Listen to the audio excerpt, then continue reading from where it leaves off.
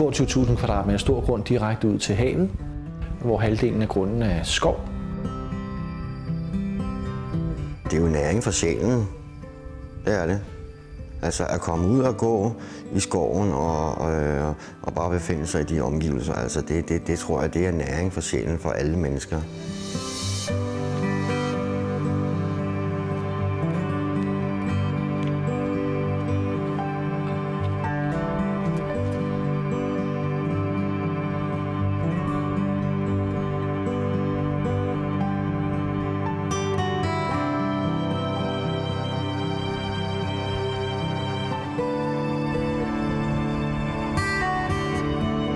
Og så er der 2.000 kvadratmeter bygninger,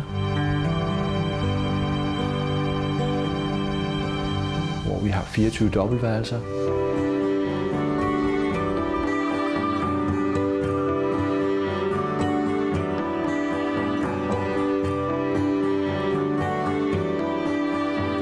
Vi har 5 behandlerrum. Det er ubeskriveligt.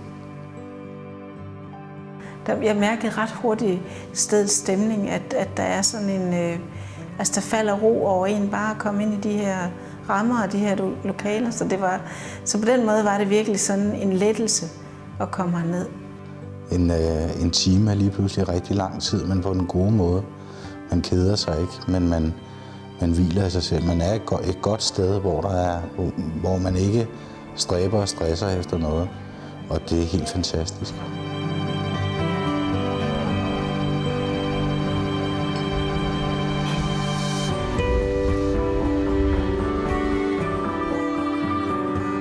Vi har et kunstterapirum,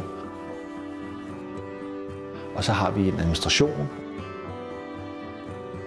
og nogle gæsteværelser. Og så har vi et kæmpe stort køkken og spisesal. Og så nede i bunden af vores skov, der har vi retrætehuse, hvor man kan være i stilhed. De ydre rammer gør, uanset om du vil det eller ej, så bliver man utrolig afslappet af at være her, og man får virkelig en mental pause.